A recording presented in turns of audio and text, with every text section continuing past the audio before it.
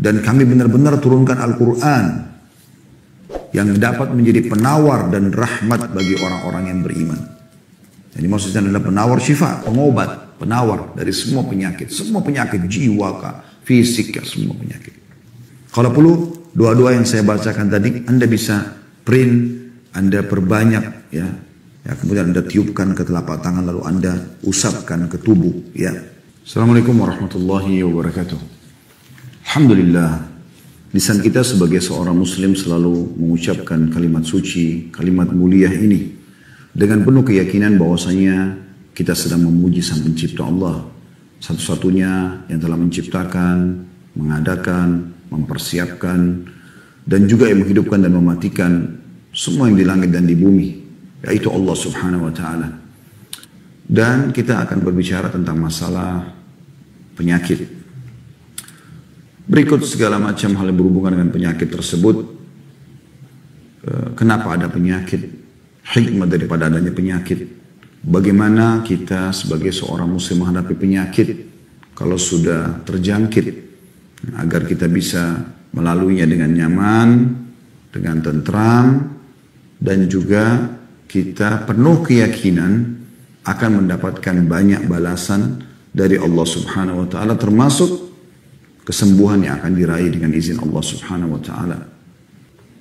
Tidak ada orang teman-teman sekalian melalui kehidupan di muka bumi ini tidak pernah sakit, tidak mungkin. Mustahil. Cuma tergantung kadar ringan atau beratnya penyakit itu. Kalau penyakit-penyakit yang umumnya terjadi, demam, flu, orang semuanya melaluinya. Tidak mungkin di muka bumi ada orang yang tidak pernah flu, demam, sakit kepala, sakit gigi. Orang semua lalui masalah itu. Ya. Maka ini adalah umum sebagai bentuk salah satu fenomena yang memang lazim terjadi. Kalau ada penyakit-penyakit kronis, ya, teman-teman medis tentu sudah tahu tentang bagaimana bahayanya dan pasti juga dipelajari tentang sebab-sebabnya. Karena memang ini terjadi ya, karena ada unsur campur tangan si orang yang terjangkit tersebut. Jadi itu Allah SWT jelaskan juga dalam Al-Quran sebagaimana akan kita paparkan nanti. Cuma teman-teman sekalian, kalau kita pahami tadi apa yang saya katakan itu, insya Allah kita akan lebih ringan melalui kehidupan muka bumi. Makanya kata Nabi SAW, ajaban li amri mu'min, wa la yakunu dhalika illa li mu'min. Sungguh mengagumkan perkaranya orang beriman. Dan itu tidak dimiliki kecuali orang yang beriman. In asabau sarra syakar. Kalau dia mendapatkan nikmat, dia selalu bersyukur. Ada makanan, ada minuman, sehat, dan segala macam hal. Alhamdulillah. Wa in asabau darra sabar. Kalau dia diberikan cobaan, dia bersabar. Kenapa? Karena dia memahami bahwasanya nikmat yang sedang ada, itu ada pasangannya, yaitu cobaan. Jadi pada saat dia ya, meletakkan syukur di timbangan agar nikmat selalu ada dan bertambah, maka dia letakkan di timbangan yang sebelahnya agar selalu seimbang, sabar pada saat cobaan datang. Ini baru ya, kehidupan dia akan berimbang. Bisa dia melalui kehidupan ini dengan sangat baik, tentram, makmur, semuanya baik. Makanya kata Nabi SAW, sungguh mengagumkan perkara orang beriman. Bahkan dalam riwayat dikatakan, inna amra kullu khair. Semua kehidupannya baik. Apakah nikmat sedang ada, apakah cobaan sedang datang. Karena dia tahu kata kuncinya. Ini nikmat datang, syukuri. Cobaan datang, dia bersabar. Lebih jauh daripada itu teman-teman sekalian yang bisa mengobati sekali. Kalau seseorang lagi menghadapi permasalahan yang berat. Kalau kita bicara penyakit kronis, utang yang banyak. Dan segala macam hal. Yang mungkin tidak umum, bukan semua orang melaluinya. Maka kalau dia tahu, Allah Subhanahu wa ta'ala biasa berikan dia rasa penyesalan. Ya, dan dia tahu sebenarnya dia sedang salah. Tinggal kata kuncinya, taubat. Kembali kepada Allah Subhanahu wa ta'ala. Demi Allah teman-teman sekalian. Dengan taubat nasuha yang tulus, Allah bisa ubah keadaan dia. Dari terpuruk, dari penyakit kronis, dari segala macam fitnah yang tertuduh kepada dia, kepada kebaikan-kebaikan. Allah ubah semua keadaan-keadaan tersebut menjadi lebih baik. Hanya taubat nasuha. Kata Nabi SAW, at-taubah tajubu maqablah. Taubat akan membersihkan semua yang lalu-lalu itu. Termasuk bekas-bekasnya. Ya. Bukankah orang-orang Quraisy dulu yang membenci Islam, kemudian mereka masuk Islam seperti Umar bin Khattab, Khalid bin Walid, Amr bin As, Ridwanullah alaihim dan yang lainnya, Abu Sufyan, mereka sangat benci dengan Islam. Tapi setelah dia masuk Islam, dia taubat nasuha, orang nggak mengenang lagi masa lalunya. Orang lebih banyak mengetahui tentang kelebihan dia dan Allah SWT mengubah itu keadaannya. Juga teman-teman sekalian, kita tahu dunia ini akan kita lalui. Seberat apapun cobaan bisa kita lalui. Allah SWT mengingatkan tentang kehidupan dunia yang toh kita akan lalui. Tidak selamanya kita dalam penderitaan tersebut. Ya. Allah mengatakan dalam surah Al-Ankabut ayat 64, "Wa mal hayatud dunya illa lahu wa la'ib." Kehidupan dunia ini hanya senda gurau dan hanya permainan semata. Dalam surah Al-Hadid ayat 20, Allah juga mengingatkan, "A'udzubillahi minasyaitonir rajim, wa mal hayatud dunya illa mata'ul ghurur." Tidaklah kehidupan dunia ini melainkan hanya kesenangan yang palsu saja. Dan Nabi SAW mengingatkan ini untuk menjadi muqaddimah, pembukaan bagaimana nanti kita pada saat masuk ke bahasan-bahasan masalah penyakit, kita merasa semuanya ringan sebenarnya. Sangat ringan. Seberat apapun cobaan tersebut. Kata Nabi SAW, "Ma'ana fid dunya illa karakibin istadhalla tahta syajaratin thumma raha wa tarakaha." Perumpamaan aku dengan dunia ini. Berapa banyak fitnah yang dituduhkan kepada Nabi SAW. Penyihir, penyamun, pendusta. Walaupun sebenarnya beliau tidak begitu. Belum lagi setelah kekuatan Islam sudah mulai kuat. Di dalam kubu Islam sendiri muncul orang-orang munafik yang terus menyakiti Nabi SAW. Memfitnah istrinya Aisyah radhiyallahu anha yang suci dan mulia berzina dengan Safwan radhiyallahu anhu. Kemudian menyusahkan umatnya karena mengajak berperang di musim panas. Dan segala macam hal. Fitnah-fitnah mereka sebarkan. Tapi subhanallah, Nabi SAW menggambarkan semua itu akan berlalu. Kata beliau, tidaklah aku di dunia ini melainkan seperti pengendara yang sedang penat, bernaung di bawah sebuah pohon, kemudian ia akan pergi dan meninggalkannya. Hadis sahih diriwayatkan oleh Tirmidzi, gitu kan. Dan dalam hadis lain beliau bersabda, "Lau kanatid dunya ta'dilu 'indallahi janaha ba'udha, ma saka kafiran minha syarbata ma'." Kalau seandainya dunia ini di sisi Allah setara dengan sebelah sayapnya nyamuk saja, ya, atau lalat, niscaya dia tidak akan memberi kepada orang kafir seteguk air pun. Tapi Allah SWT masih memberikan orang kafir, orang yang maksiat, rezeki. Karena bagi Allah itu kecil sekali. Dunia seluruhnya ini tidak senilai di sisi Allah SWT dengan sehelai sayapnya lalat ataupun nyamuk. Jadi kecil sekali dunia ini. Coba Anda bayangkan pesan-pesan ini. Bagaimana sebenarnya ya, Nabi SAW memberikan gambaran kepada kita sebagai orang beriman. Bukan di sini tempat kita. Dunia ini memang tempat cobaan. Tapi orang mukmin bisa melalui. Dan tidak usah dijadikan sebagai sesuatu yang besar. Sampai Sa'id bin Musayyib rahimahullah, seorang tabi'in, berkata, aku telah menemui orang-orang, saya para sahabat, yang tidak ada sesuatu pun ya yang membuat mereka sedih, merasa kehilangan kalau itu urusan dunia. Mau penyakit, mau hilang anggota tubuhnya, mau hartanya habis, mau difitnah orang, mau gunjing, apa saja. Bagi mereka kecil semua. Kenapa? Karena mereka tahu bahwasanya kalau dia difitnah, dia akan cobaan, semua akan jadi pembersihan dosanya, peninggian derajat, dan dia akan panen di akhirat. Toh juga dunia akan saya lalui kok, bukan selamanya. Ya. Dan kata Nabi SAW untuk kita semua, kun fid dunia, ka'annaka gharibun, au abiru sabil, au abiru sabil. Jadi kan dirimu dunia ini seperti seorang yang asing atau orang yang sedang musafir. Tahu bagaimana orang asing atau musafir, dia tidak akan bisa bertahan lama, dia akan pulang. Waktu Nabi SAW sudah sakit keras di akhir hidup beliau. Dan beliau pun manusia terbaik, sakit. Beliau demam tinggi. Sampai diguyurkan dengan air. Ya, beberapa timba atau ember kalau kita sekarang. Saking panasnya Nabi SAW. Dan pada saat beliau lihat mulai sedikit ada kekuatan, beliau keluar menemui para sahabat yang sudah merindukan pertemuan dengan beliau SAW. Setelah berapa hari nggak mengimami sholat. Lalu beliau lihat kesedihan di wajah para sahabat. Mereka ketakutan Nabi SAW meninggal. Nabi senyum, lalu Nabi mengatakan, wahai manusia, tidak usah sedih. Pertemuan kita yang sebenarnya di haudku. di telagaku nanti di mahsyar. Kalian lolos dari timbangan amal, ketemu dengan aku, lalu kemudian masuk surga selamanya. Di haudku pertemuan itu. Jadi kita akan tinggalkan semua.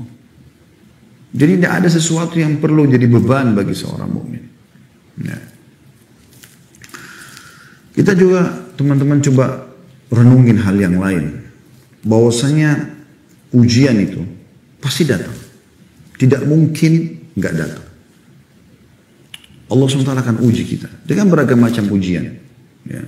Dan ujian ini sebenarnya untuk menguji apakah kita termasuk orang-orang yang meyakini tentang Allah Subhanahu Wa Taala, dan juga kita jadi tahu oh ternyata ada Tuhan yang mengontrol semua ini.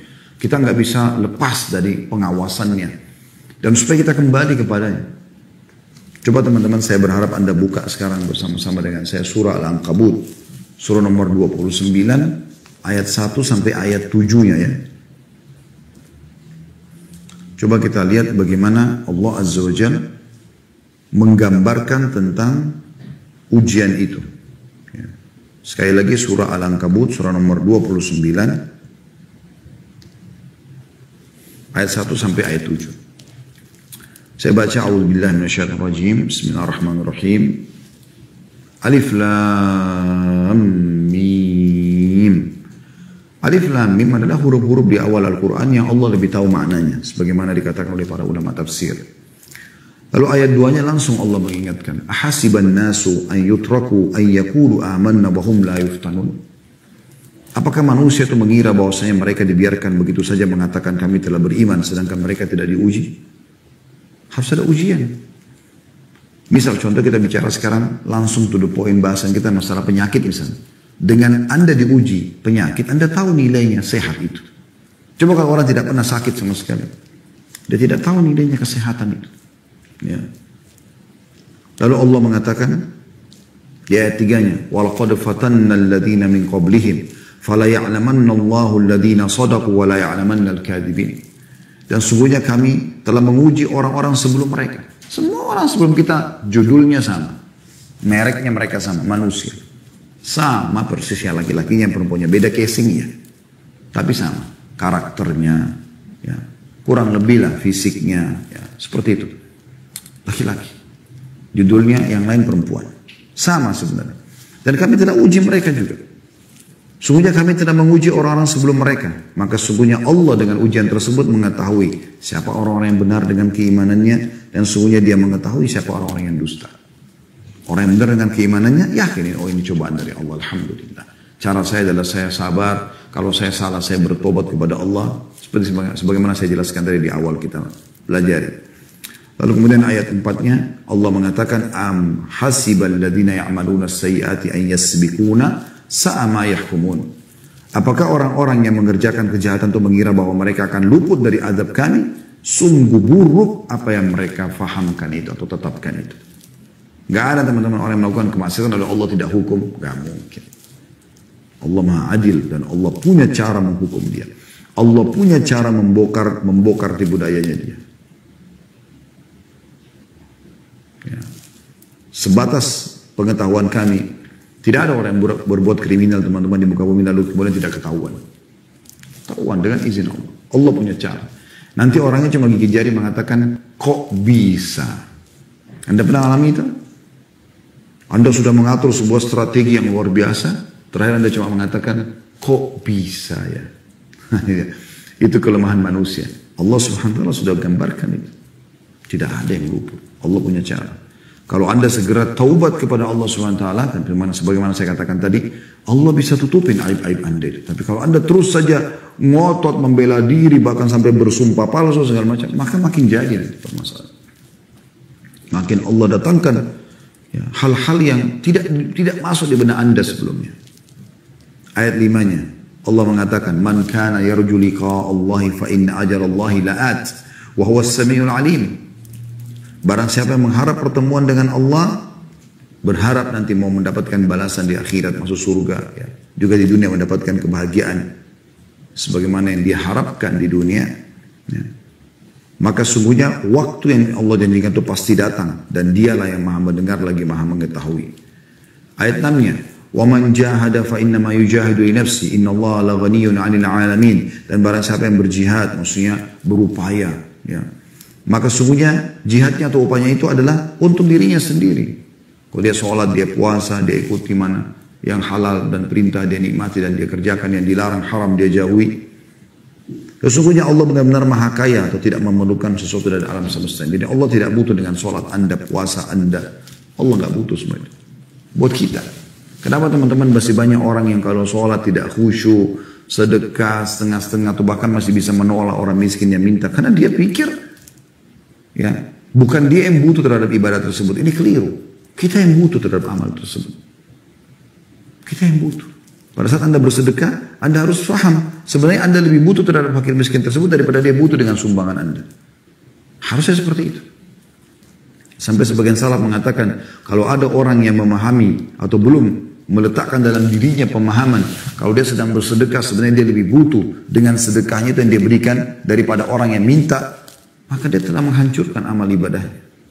Karena sebenarnya dia mengambil uang, misalnya kita kasih 100 ribu, dia belanjain, dia pakai untuk kebutuhan dia, selesai. Ya, dia makan segala macam. Tapi anda, sebagai orang beriman, anda faham tentu dengan syariat Allah Subhanahu Wa Taala, nilai 100 ribu itu akan anda bawa di timbangan anda pada hari kiamat nanti. Bahkan dilipat gandakan, berlipat-lipat ganda. Ayat 7-nya, walladzina amanu wa 'amilus solihati lanukaffiranna 'anhum sayyi'atihim wa lanajziyannahum ahsanal ladzi kanu ya'malun. Dan orang-orang yang beriman dan beramal saleh, benar-benar akan kami hapuskan dari mereka dosa-dosa mereka dan benar-benar akan kami beri mereka balasan yang lebih baik dari apa yang mereka kerjakan. Nabi SAW mengingatkan kepada kita teman-teman sekalian, kalau cobaan akan datang bagi orang beriman. Kata beliau dalam hadis yang sahih diriwayatkan Tirmidzi, inna idamal jaza' ma'idamil bala. Besarnya pahala dan balasan itu sesuai dengan besarnya ujian yang datang. Wa inna Allah idza ahabba qauman ibtalahum. Kalau Allah cinta satu kaum, Allah akan menguji mereka. Ya, supaya mereka tidak lalai. Supaya mereka bisa mendapatkan pahala sabar, bukan cuma pahala nikmat saja, syukur gitu kan.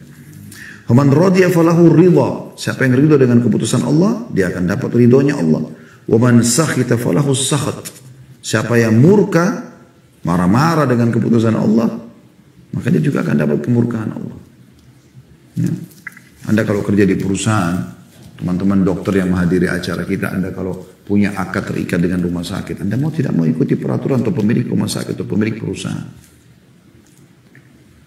Kita suka atau nggak suka peraturan itu, apa boleh buat peraturan, kita harus ikuti. Dan kalau Anda ikuti peraturan, Anda akan dapat fasilitas yang dijanjikan, kan begitu. Jam kerja Anda jam sekian sampai jam sekian, Anda datang, Anda on time. Walaupun kadang-kadang masih ngantuk, mungkin masih ada kegiatan di rumah, Anda tetap lakukan. Anda dapat fasilitas. Tapi Anda, saya nggak mau. Ngapain dia harus taruh peraturan begini dan begitu? Sudah, berarti Anda akan bentrok. Anda akan keluar dari perusahaan tersebut. Kan begitu. Dan juga teman-teman sekalian, apa yang diujikan kepada Anda itu, misalnya penyakit, ya, atau cobaan yang lainnya, sebenarnya itu bentuk hukuman yang Allah segerakan di dunia. Dan itu kebahagiaan buat Anda sebenarnya. Pasti kebahagiaan. Karena kalau dibiarkan di akhirat berat sekali teman-teman sekalian. Berat sekali. Pernah ada satu orang sahabat kena penyakit yang menghebohkan kota Madinah. Karena dia kesakitan, teriak-teriak, demamnya tinggi sekali. Tidak normal. Enggak seperti biasanya gitu. Orang di Madinah belum pernah melihat masalah tersebut. Dilaporkan kepada Nabi SAW. Apa yang terjadi? Nabi SAW datangi rumahnya. Begitu Nabi lihat, Nabi SAW langsung menanyakan kepada dia pertanyaan. Apa yang kau berdoa sama Allah? Apa yang kau minta? Dia bilang, ya Rasulullah, saya minta agar kalau seandainya ada hukuman yang Allah akan hukum saya di akhirat nanti, Allah segerakan di dunia.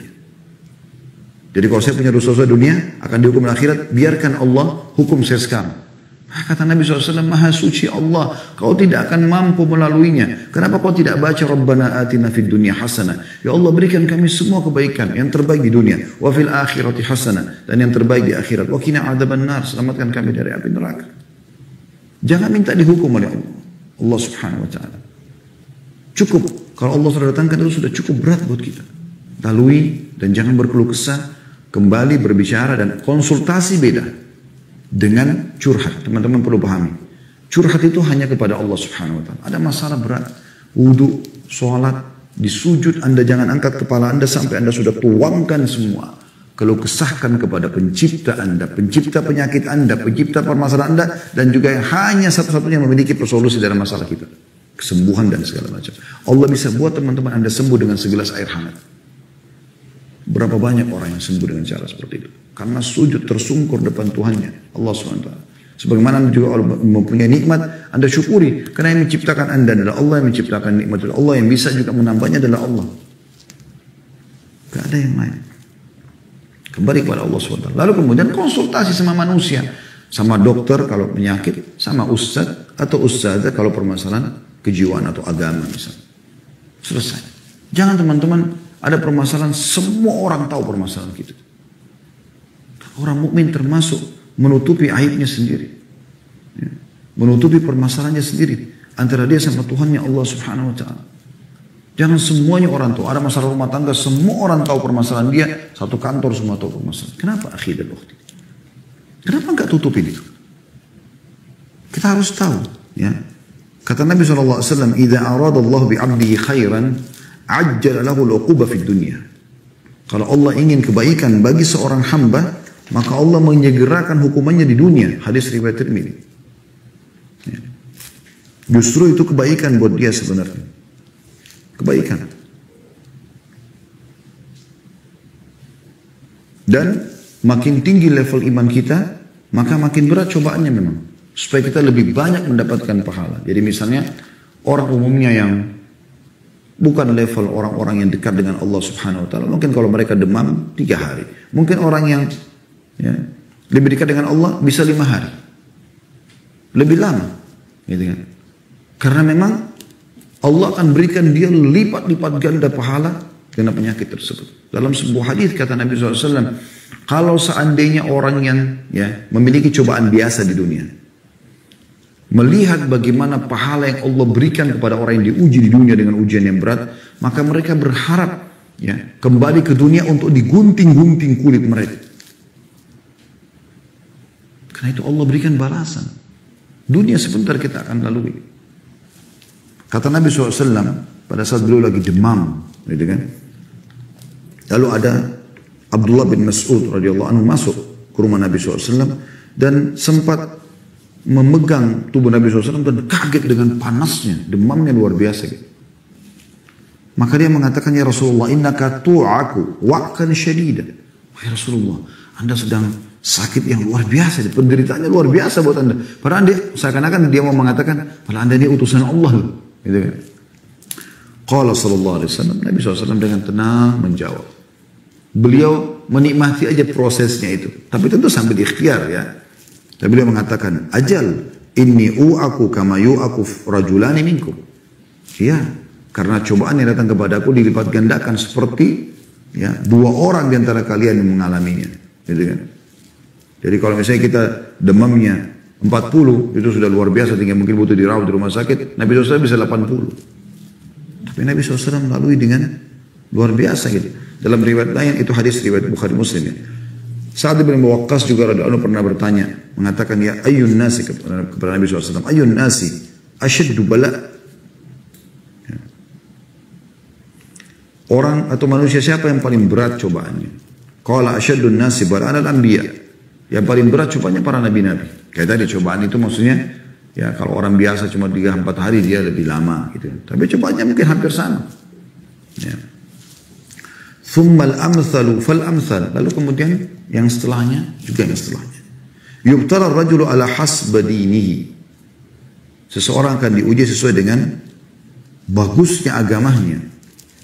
Fa in kana dinuhu sulban ishtadda bala'u. Kalau agamanya kuat, maka akan berat juga cobaannya. Tapi cobaan sini perlu digarisbawahi ya. Cobaan yang sifatnya memang umum. Kayak tadi saya kasih contoh. Orang demam, orang biasa 3 hari, dia mungkin 5 hari. Orang flu mungkin 3 hari, dia 5 hari. Begitu, lebih lama sedikit waktunya.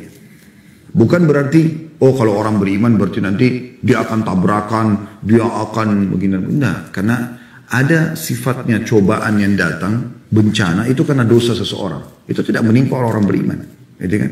Yang menimpa Nabi SAW, para sahabat, demam, flu, gitu kan. fitnah orang, itu biasa, umum, semua orang kena begitu. Tapi lebih berat sedikit bagi mereka. Karena memang Allah SWT ingin berikan derajat-derajat yang tinggi di surga.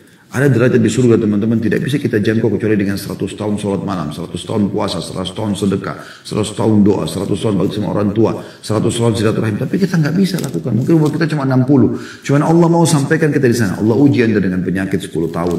Allah uji Anda dengan ada fitnah yang tersebar. Ada uji begitu dan begitu. Ada ujian datang. Nah, gitu. Tapi kalau yang sifatnya bencana, ya, banjir, longsor, tsunami, apalah mungkin penyakit yang kronis yang memang bahkan dia mati su'ul khatimah, itu tidak akan kena orang-orang beriman. Bukan masuk dalam hadis ini ya. Jadi cobaan yang umum orang tertimpa gitu. Kata Nabi SAW selanjutnya, wa in kana fi dini riqqatun ubtuliya ala hasabi dinihi. Dan kalau agamanya ringan, artinya orangnya bukan juga orang yang selalu dekatkan diri kepada Allah SWT, penuh dengan keimanan, maka dia akan diuji sesuai dengan kadar agamanya saja. وَمَا يَبْرَهُ الْبَلَاءُ بِالْعَبْدِ حَتَّى يَتْرُكَهُ يَمْشِي عَلَى الْأَرْضِ مَا عَلَيْهِ خَطِيئَةٌ. Ya. Dan ujian itu tidak henti-hentinya datang kepada seorang hamba hingga nanti ya, meninggalkan atau hamba meninggalkan dunia ini sementara tidak ada lagi dosanya. Hadis ini riwayatkan Tirmidzi. Ya. Kemudian juga teman-teman sekalian, apa yang menimpa Anda itu? Kita coba masuk kepada hikmah-hikmah. Ya. Kalau tadi kita sudah jelaskan penyakit kenapa bisa datang, cobaan datang, ya, karena itu lazimnya sunnatullah. Kalau Anda sudah terlanjur kena penyakit, apa hikmahnya yang bisa kita ambil teman-teman sekarang? Atau apa yang kita dapatkan lebih tepatnya? Sekarang saya sudah terlanjur diuji oleh Allah SWT dengan penyakit. Apa yang bisa saya dapatkan? Yang pertama teman-teman sekalian, itu akan menjadi penyebab Anda menuju ke surga. Itu akan membawa Anda menuju ke surga. Ya. Disebutkan dalam firman Allah Subhanahu Wa Taala surah Al-Baqarah dalam ayat 155 sampai 157 ya. Allah menjelaskan Allah akan menguji kita. A'udzu billahi minasyaitonir rajim wa lanabluwannakum bisyai'in minal khawfi wal ju'i wa naqsin minal amwali wal anfusi wath thamarati wabashshiris sabirin. الذين إذا أصابتهم مصيبة قالوا إنا لله وإنا إليه راجعون أولئك عليهم صلوات من ربهم ورحمة وأولئك هم المهتدون. Dan kami pasti akan menguji kamu dengan sedikit ketakutan, kelaparan, kekurangan harta, juga ada permasalahan jiwa, penyakit dan buah-buahan. Dan sampaikan kabar gembira kepada orang-orang yang sabar, yaitu orang-orang apabila ditimpa musibah mereka mengatakan kami milik Allah, kami akan kembali kepada Allah. Mereka itulah orang yang memperoleh ampunan dari rahmat dari Tuhan mereka, dan mereka adalah orang-orang yang mendapatkan petunjuk. Dalam hadis tadi yang saya sempat bahasakan ya, diriwayatkan oleh Tirmidzi dari Jabir bin Abdullah radhiyallahu anhu, beliau mengatakan bahwasanya Rasulullah SAW bersabda, "Yawaddu ahlul afiyati yaumal qiyamati hina yu'ta ahlul bala'i thawaba law anna juludahum kanat quridat fid dunya bil maqarid." Orang-orang yang tidak mendapatkan cobaan, ya, menginginkan pada hari kiamat, maksudnya di sini dikatakan yawaddu ahlul afiyah, maksudnya orang yang lebih banyak sehatnya, ya. Nanti hari kiamat ketika melihat orang-orang yang mendapatkan cobaan diberi pahala, di dunia cobaannya berat, di akhirat diberikan pahala, sekiranya kulit mereka dahulu dipotong-potong dengan gunting semasa di dunia. Juga teman-teman sekalian, artinya di sini akan diberikan derajat-derajat yang tinggi di surga ya. Dalam hadis Nabi SAW kata Nabi SAW, "Ma min muslimin yusibu adzan min maradin." Tidak ada seorang muslim pun yang ditimpa dari gangguan penyakit. "Fama siwahu illa hatta Allah bihi sayyiatihi." Kecuali pasti akan menggugurkan dosa-dosanya. Kama tahuttu syajaratu waraqaha, sebagaimana pohon ya, menggugurkan atau tergugurkan daun-daun dari sebuah pohon. Penyakit apapun, ringan atau berat, akan menjadi pembersihan terhadap dosa-dosa Anda. Hadis riwayat Muslim. Ada seorang wanita kena epilepsi di zaman Nabi SAW dalam hadis riwayat Bukhari Muslim ya. Dia terganggu sekali. Mungkin Anda tidak asing lagi dengan penyakit ini. Kalau kambuh tiba-tiba nggak sadarin diri, keluar busa dari mulut. Semoga Allah selamatkan kita. Tapi orang ini kena, diuji dengan itu. Dan dia datang kepada Nabi SAW mengatakan, ya Rasulullah, inni usra'u wa inni atakashaf. Fadu'ullah li. Aku ini terkena epilepsi dan kalau lagi kambuh kadang-kadang sampai auratku terbuka, nggak sadarin diri. Berdoalah kepada Allah agar menyembuhkanku. Apa kata Nabi SAW? Qala in syi'ti sabarti walakil jannah. Maksudnya dia minta saat itu didoakan langsung sembuh pada saat itu, hilang. Tidak melalui prosesnya gitu. Kata Nabi SAW, kalau kau mau bersabar, sabar artinya nikmati prosesnya. Tetap kau berikhtiar, berobat segala macam, tapi tidak spontan, bukan yang instan gitu ya. Maka kau akan masuk ke dalam surga. Wa in syi'tu da'autullaha an yu'afiyaki. Kalau kau mau saya bisa doakan sekarang kau sembuh. Langsung spontan sembuh, hilang. Pilih yang mana? Tapi tidak ada jaminan surganya. Kalau kau kena, kalau kita sekarang kena flu, demam, apalah penyakit rematik, segala macam penyakit yang ada. Mungkin teman-teman di penyakit dalam ada penyakit ini, penyakit itu yang sudah dihadapi dari pasiennya. Kemudian dia nikmati prosesnya. Dia tetap datang ikhtiar, berobat. Tapi dia tahu ini keputusan dari Allah. Dia menerima cobaan tersebut dengan lapang dada sebagaimana dia menerima nikmat pada saat ada. Maka dia bisa masuk surga. Karena orang kadang-kadang umumnya kan tidak sabaran tuh. Ya, bahkan kadang-kadang lupa seakan-akan dokter itu Tuhan. Gitu kan. Kapan saya bisa sembuh dok? Bagaimana saya sembuh? Dokter cuma bisa ikhtiar. Makanya resep dokter kan semoga lekas sembuh. Gak ada kau pasti sembuh. Gitu kan. Karena ikhtiar saja. Bisa saja resepnya keliru. Mungkin dosisnya kurang. Mungkin ini, mungkin itu. Segala macam hal. Ya. Maka kata Nabi SAW, kalau kau mau saya doakan sekarang. Spontan kau langsung sembuh. Pilih yang mana? Tapi belum ada jaminan surga. Perempuan itu mengatakan, faqalat asbir. Kalau gitu saya sabar. Lanjutan riwayatnya, dia mengatakan, tapi ya Rasulullah, saya kalau kambuh, ya, sering tersingkap aurat. Minta saja sama Allah supaya aurat saya nggak tersingkap. Dan tetap saya akan nikmati proses. Artinya tetap tentu di sini berobat, bukan tidak berobat.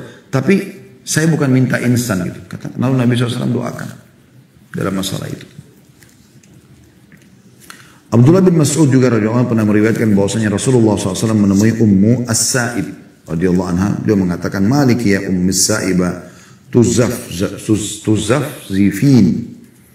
Qalat al-humma la barakallahu fiha. Faqala la tasubbil humma fa innaha tudhibu khataya bani Adam kama yudhibul kiru khabathal hadid. Wahai Ummu Sa'ib, mengapa engkau menggigil? Nabi SAW melihat dia kayak orang menggigil meriang gitu. Dia menjawab, demam. Semoga Allah tidak memberkahi demam ini. Jadi dia mencaci maki penyakitnya. Maka beliau menjawab sallallahu alaihi wasallam, jangan mencelah demam itu. Penyakitnya pun jangan dicelah. Gitu. Karena itu Allah yang ciptakan sebagai cobaan. Karena demam itu menghilangkan dosa-dosa anak Adam sebagaimana pandai besi menghilangkan kotoran besi. Bahkan Ibn Abi Dunya mengatakan, orang-orang beriman mengharap demam satu malam bisa membersihkan dosanya. Apalagi kalau sampai berapa malam. Hadis sahih diriwayatkan oleh Muslim. Yang kedua teman-teman sekalian. Jadi ada balasan surga ya, pembersihan dosa-dosa gitu. Jadi Anda kalau kedatangan penyakit, fahami ini ada sesuatu pesan ilahi di situ. Anda kan kalau tidak melalui ujian di sekolah segala macam, Anda tidak naik level kan gitu ya, untuk naik level ini. Naik level dan Allah pastikan fa inna ma'al usri yusra. Di setiap kesulitan ada kemudahan. Yang kedua teman-teman sekalian, dengan penyakit yang akhirnya menghalangi Anda banyak beraktivitas seperti mencari nafkah, seperti ibadah, ya. Mungkin juga sholatnya berubah, yang tadinya bisa berdiri sekarang tinggal duduk, mungkin tadinya bisa ke masjid sekarang sudah tinggal di rumah misalnya ya, mungkin tadinya bisa leluasa gerak-gerik badannya sekarang stroke misalnya, contoh. Itu akan tetap menjadi pahala yang besar asal dengan syarat, ini penting teman-teman sekalian, pada saat Anda sehat Anda maksimalkan ibadah, itu penting, Anda maksimalkan ibadah. Dengarkan sabda Nabi SAW melalui Abu Musa al-Asy'ari radhiyallahu anhu. "Idza marida al-'abdu aw safara kutiba lahu mithlu ma kana ya'malu muqiman sahihan." Yang artinya, hadis ini sahih riwayat Bukhari, jika seorang hamba sakit atau dalam perjalanan musafir, maka Allah akan mencatat pahala untuknya sebagaimana ia beramal saat bermukim lagi sehat. Jadi misalnya gini, Anda lagi sehat sekarang, kayak hari ini hari Senin, Anda puasa Senin, hari Kamis Anda puasa Kamis, Ayyamul Bid Anda puasa Ayyamul Bid. Anda biasa keluar cari nafkah ke sana sini misalnya. Anda biasa haji dan umroh, ya. Anda biasa sholat di masjid, aktivitas banyak. Sekarang Anda sakit, Anda tidak bisa buat itu. Atau Anda musafir, terhalang Anda untuk bisa melakukan aktivitas seperti Anda berada di kota atau di negara Anda sendiri. Maka Allah akan catatkan pahala yang tetap berjalan walaupun Anda tidak kerjakan. Misalnya Anda lagi safar, Anda tidak puasa Senin Kamis, tetap jalan pahala puasa Senin Kamisnya. Anda biasa ke masjid, sekarang Anda musafir mungkin ke negara yang jarang masjid atau jaraknya jauh, atau musafir biar ada masjid juga boleh Anda sholat di kamar hotel karena Anda musafir tetap dapat pahala ke masjidnya. Terus begitu, semua ibadah-ibadah yang bisa kita kerjakan di masa kita, di sini kata Nabi SAW, sahihan muqiman sahihan. Dia seperti orang yang mukim yang sehat. Berarti memang di saat kita lagi sehat itu maksimalkan ibadah. Karena akan dicatat pada saat kita sedang sakit sebagai amal yang berjalan terus. Yang ketiga teman-teman. Harus yakin bahwasanya di setiap penghujung sebuah cobaan ada penyelesaian. Allah SWT memastikan itu. 2 kali Allah ulangi dalam surah Asy-Syarh. Ya. Ayat 5 sampai ayat 6. A'udzubillahi minasyaitonir rajim. Fa inna ma'al usri yusra. Di setiap kesulitan ada kemudahan. Lalu Allah ulangi lagi dengan harfut ta'kid. 2 kali Allah gunakan. Inna. Fa inna ma'al usri yusra. Inna ini dalam bahasa Arab namanya harfut ta'kid. Memastikan pasti benar. Fa inna ma'al usri yusra. Di setiap kesulitan akan ada kemudahan. Lalu Allah ulangi. Inna ma'al usri yusra. Pakai lagi harfut ta'kid. Sesuatu yang memastikan. Pasti di setiap kesulitan ada kemudahan. Nah, hanya teman-teman sekalian, di sini siapa yang mau melalui itu dengan mendapatkan banyak pahala dengan orang yang melaluinya dan berakhir juga tanpa ada pahala. Kata Umar radhiyallahu anhu, kalau datang kepadamu sebuah cobaan, maka keadaannya cuma 2. Kamu terima itu dengan tulus sebagai cobaan dari Allah. Kamu ridho dengan keputusannya Allah, gitu kan? Maka kau akan dapat pahala, kau akan mudah melaluinya, kau juga akan dapat solusinya. Orang kalau terima, oh ya Allah lagi uji saya, alhamdulillah, mudah-mudahan jadi pembersihan dosa saya, mudah-mudahan saya bisa dapat derajat yang tinggi di surga karena ini. Ada amal-amal mungkin yang belum saya bisa kerjakan. Ya, ada orang yang lebih berat cobaannya dari saya, dia coba ya menerima itu dengan kesabaran. Kesabaran harus begitu kan, gitu kan? Dan tidak mungkin kita bisa dapat pahala sabar kecuali dengan cobaan, kan begitu. Nah, maka dia mudah melaluinya. Dan dia yakin dengan dia makin sabar maka akan makin besar pahalanya. Toh juga di ujungnya, inna ma'al usri yusra. Ada yusranya. Usr keberatan atau sesuatu yang berat, ya, cobaan. Dan yusr adalah kemudahan. Atau kata Umar, kau tidak menerimanya. Sakit, ribut, flu, sudah seperti terjadi kiamat. Baru cobaan sedikit sudah luar biasa. Kadang-kadang ada orang datang gitu di masa pengajian dulu sebelum pandemi. Datang kepada saya, seakan-akan sudah masalah besar. Padahal sebenarnya saya melihat masalah kecil. Masalahnya orang ini kecil sekali gitu. Hanya karena terlilit utang sama si fulan berapa, saya dikejar-kejar. Hanya karena dia sakit, kemudian dokternya dia belum bisa operasi karena belum ada duit. Hanya masalah kecil sebenarnya, bukan masalah besar gitu. Bisa dia laluin itu, bukan tidak bisa. Dan Nabi SAW mengatakan, Allah tidak akan menguji hamba di atas kemampuannya. Allah juga mengatakan dalam Al-Quran, la yukallifullahu nafsan illa usaha. Allah tidak akan uji di atas kemampuan seseorang. Kata Umar radhiyallahu anhu, kalau kau tidak terima cobaan tersebut, toh juga akan datang kepada kamu. Kalau lagi sakit misalnya, maka kau akan mendapatkan dosa. Karena kau seakan-akan memprotes Allah. Kau sulit melaluinya. Misalnya sebulan Allah tentukan penyakitnya ini. Dia lalui dengan keluh kesah. Dia repot melaluinya. Beda dengan tadi orang mukmin yang bisa menerimanya. Dan kau tidak akan menemukan jalan keluar. Akan jadi masalah buat kamu.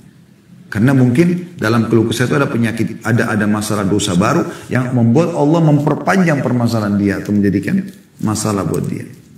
Ya. Jadi harus memahami masalah ini. Kemudian selanjutnya, ya, yang ketiga ya. Orang sakit, dengan sakit teman-teman, nikmat itu akan terlihat. Hikmah yang luar biasa. Makanya kata Nabi SAW, ni'matani magbunun fihi ma kathirun minan nas, as-sihhat wal faragh. Dua nikmat yang banyak manusia tertipu di dalamnya. Mereka lalai, yaitu nikmat kesehatan dan waktu yang luang. Nah, Allah Subhanahu wa taala ingin dengan penyakit itu orang jadi tahu, oh ternyata nikmat sekali waktu sehat. Contoh misalnya, ada sekarang lagi meriang, menggigil, lagi demam. Terus lihat orang minum air es. Enak bener dia. Karena dia tidak apa-apa. Lagi minum dengan enaknya. Atau Anda lagi sakit perut, maaf, mencret-mencret. Orang makan dengan lahapnya, segala macam, kita nggak bisa. Harus bubur, harus ini, harus itu. Beda. Ya. Kita lagi demam, kita nggak bisa kena dingin pun sedikit, sudah rasanya meriang. Orang tidur dengan AC, dengan dinginnya. Kita jadi tahu, ternyata selama ini nikmatnya Allah terlalu besar kepada saya. Luar biasa teman-teman. Dan nikmat Allah Subhanahu wa taala kepada kita ini luar biasa gitu. Ali mengatakan radhiyallahu anhu, bala itu tidaklah turun melainkan karena satu dosa dan tidak diangkat kecuali dengan taubat. Sekalipun tidak ditentukan untukmu kesembuhan dari penyakitmu, tapi sebaik-baik penutup usia adalah taubat yang jujur. Ya. Ini yang ketiga. Dan ternyata teman-teman sekalian, ada hal yang mahal sekali yang kadang-kadang luput dari kita ya. Saya masukkan itu poin yang keempat, yaitu, atau masuk di poin yang ketiga saja tadi, masalah waktu lowong juga. Kata Allah SWT dalam surah Asy-Syu'ara ayat 80, wa idza maridtu fa huwa yashfin. Dan apabila aku sakit, kata Ibrahim alaihissalam, maka dialah yang menyembuhkanku. Artinya tidak ada penyakit yang tidak disembuhkan. Allah SWT akan sembuhkan. Dikuatkan dengan hadis Nabi SAW riwayat Bukhari Muslim, ma anzalallahu da'an illa anzala lahu shifa. Allah tidak pernah menurunkan penyakit melainkan Allah turunkan obat bersamanya. Jadi ada obatnya, bukan tidak ada obatnya. Cuma teman-teman sekalian, yang saya sayangkan sekali, banyak di antara kita teman-teman masih menomor sekiankan pengobatan yang disampaikan oleh wahyu. Yang paling pertama, saya titik beratkan di hikmah yang keempat ini teman-teman sekalian, gunakan ruqyah syariah, ruqyah syariah. Wahai teman-teman para dokter muslim, belajar ruqyah syariah. Anda boleh ikuti ceramah kami di playlist di YouTube insya Allah tentang ruqyah syariah. Obati pasien Anda dengan ruqyah syariah sebelum obat-obat medis kalau perlu. Apa itu ruqyah syariah? Gunakan ayat-ayat Al-Quran yang sudah ditentukan dalam syariat untuk pengobatan. Gunakan doa-doa yang diajarkan oleh Nabi SAW. Gunakan, ya kalau kita bahasakan sekarang, herbal-herbal yang memang Nabi SAW atau obat-obat tepatnya yang Nabi SAW sudah tentukan untuk umatnya. Allah berfirman dalam Al-Quran, terlindungi baik-baik surah Al-Isra ayat 82, A'udzu billahi minasyaitonir rajim wa nunazzilu minal Qur'ani ma huwa syifaa'un wa rahmatun lil mu'minin. Dan kami benar-benar turunkan Al-Quran yang dapat menjadi penawar dan rahmat bagi orang-orang yang beriman. Jadi maksudnya adalah penawar syifa, pengobat, penawar dari semua penyakit jiwa kah, fisik kah, semua penyakit. Misal contoh Anda sering saya bahas itu membaca Al-Fatihah, membaca 5 ayat pertama surah Al-Baqarah atau akhir surah Al-Baqarah, Al-Ikhlas, Al-Falaq, An-Nas, ya, kemudian Anda tiupkan ke telapak tangan lalu Anda usapkan ke tubuh, ya. Disebutkan ya, bahwasanya Aisyah berkata radhiyallahu anha bahwa Rasulullah SAW apabila ada orang yang mengeluhkan sesuatu kepada beliau penyakit atau tubuhnya bernanah bahkan luka parah, maka Nabi SAW mengisyaratkan dengan jarinya demikian. Jadi beliau membaca doa ini. Ya. Jadi beliau bukan langsung kasih obat pertama. Nabi SAW memberikan petunjuk beliau sentuhkan ke tanah. Lalu beliau mengangkatnya sambil membaca. Bismillahi turbatu ardina biriqati ba'dina yushfa bihi yushfa saqimuna bi'iddi rabbina. Dengan nama Allah, bismillah, turbati ardina. inilah tanah negeri kami. Tanah yang disentuhkan ke ujung telunjuk tadi ya. Biriqati ba'dina, dengan liur sebagian kami. Karena biasa Nabi SAW tiupkan dengan sedikit ludah. Yushfa saqimuna, yang akan menyembuhkan orang sakit di antara kami. Bi'idni Rabbina, dengan izin Tuhan kami. Hadis ini riwayat Bukhari Muslim. Lalu kemudian disentuhkan ke tempat yang sakit. Juga Aisyah meriwayatkan bahwasanya Rasulullah SAW kalau menjenguk salah satu kerabatnya yang sedang sakit, maka beliau mengusap tangan kanannya ke tempat yang sakit sambil membaca Adhibil ba's Rabban nas washfi anta syafi la shifa illa shifa'uk shifa'an la yughadiru saqama. Adhibil ba's, hilangkanlah penyakit. Rabban nas, Tuhannya seluruh manusia. Washfi anta syafi, sembuhkanlah, karena hanya Engkau saja penyembuh atau pemberi kesembuhan. La shifa illa shifa'uk, tiada kesembuhan kecuali kesembuhan darimu. Ini subhanallah, tauhid kepada Allah. Gak ada kesembuhan kecuali Allah mau sembuhkan. Shifa'an la yughadiru saqama, kesembuhan yang tidak meninggalkan bekas penyakit. Beliau sentuhkan tempat sakit. Ini yang dahulu Nabi SAW melakukan. Bukan langsung kasih madu, kasih obat. Nabi SAW pertama kembalikan dulu kepada doa kepada Allah Subhanahu Wa Taala. Pasti Anda duduk, sakit ini, sakit ini, sakit ini. Baik, coba sekarang. Ibu atau bapak muslim, baca. Alhamdulillah, wassalatu wassalamu ala rasulillah. Sederhana. Segala puji bagi Allah, salawat pada Nabi SAW. Bilang, ya syafi, wahai pemberi kesembuhan.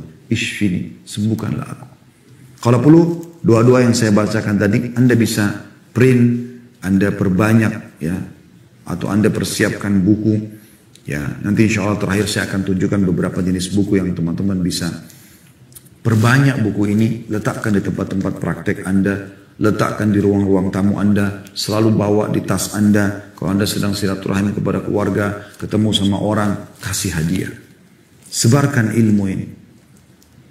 Ini luar biasa ilmu-ilmu ini. Ya. Biar mereka baca, Anda juga biasa baca. Letakkan Anda lagi periksa tubuhnya sambil Anda baca ini. Bismillahi turbata ardina biriqati ba'dina yushfa saqimuna bi'idni rabbina. Sambil Anda periksa penyakit dia. Sambil Anda tekan perutnya. Sambil Anda periksa penyakitnya. Rabb adhibil ba's rabban nas ishfi anta syafi la shifa illa shifa'u shifa'an la yughadiru saqama.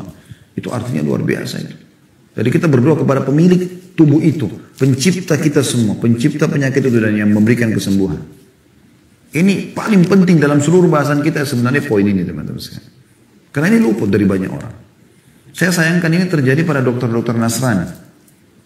Saya pernah berdakwah sampai ke Irian. Mereka kalau ngobatin orang, walaupun itu orang Muslim, yang mereka lakukan adalah mereka pertama suruh kembali ke Bapa lah, ke Yesus lah, apalah segala macam. Baru kemudian diobati. Kenapa yang dokter Muslim tidak lakukan ini? Berapa banyak di antara dokter Muslim yang praktek lapangan, ya, koas dan segala macam. Kenapa nggak belajar ini? Kenapa nggak lakukan ini? Ini hadis Bukhari Muslim. Hadis yang lain juga Uthman bin Abi Al-As radhiyallahu anhu, ia mengeluhkan sakit di tubuhnya. Lalu dia mendatang kepada Nabi SAW, mengatakan, ya Rasulullah, saya sakit gini. Nabi SAW bilang apa? Dha' yadaka 'ala alladhi ta'allama min jasadik. Coba taruh tanganmu di tempat yang kau sakit itu. Suruh taruh. Di mana sakit? Di dada kah? Tenggorokan kah? Di kepala kah? Di kuping kah? Di apalah? Di mulut lah, misalnya di hidung. Di mana? Punggung. Mana yang sakit? Letakkan tanganmu sendiri. Wakul, lalu baca. Bismillah thalathan. Bilang Bismillah 3 kali. Bismillah, Bismillah, Bismillah. Kemudian setelah itu wakul sab'an marrat. Lalu setelahnya kita dibaca Bismillah 3 kali. Lalu baca 7 kali setelahnya. A'udhu billahi wa qudrati min syarri ma ajidu wa uhadiru. Sambil pegang tempat sakit. Ya Allah, aku berlindung kepadamu, ya, dengan kemahakuasaanmu dari seluruh keburukan yang aku rasakan dan aku khawatir darinya. Baca 7 kali sambil pegang. Ingat, ikuti keyakinan teman-teman. Allah Subhanahu wa taala akan sembuhkan. Baca bismillah, bismillah, bismillah. A'udzu bi'izzatillahi wa qudratihi min syarri ma ajidu wa uhadir. Kalau pasien Anda atau orang yang sedang sakit, istri atau suami Anda atau anak Anda pegang, bilang kalau dia laki-laki, Bismillah, Bismillah, Bismillah, a'udzu bi'izzatillahi wa qudratihi min syarri ma wajada wa hadara. Anda tulis itu ya. Ma wajada wa hadara. Kalau tadi kan kalau saya yang pegang tempat saya, ma ajidu wa hadir. Apa yang saya rasakan, dan apa yang saya khawatirkan. Kalau orang lain laki-laki, ma wajada wa hadara. Apa yang dia rasakan laki-laki dan dia khawatir. Kalau perempuan, ma wajadat wa hadarat. Dan apa yang dia rasakan si perempuan ini dan juga yang dikhawatirkan oleh dia. Dan hadis ini hadis sahih riwayat Muslim.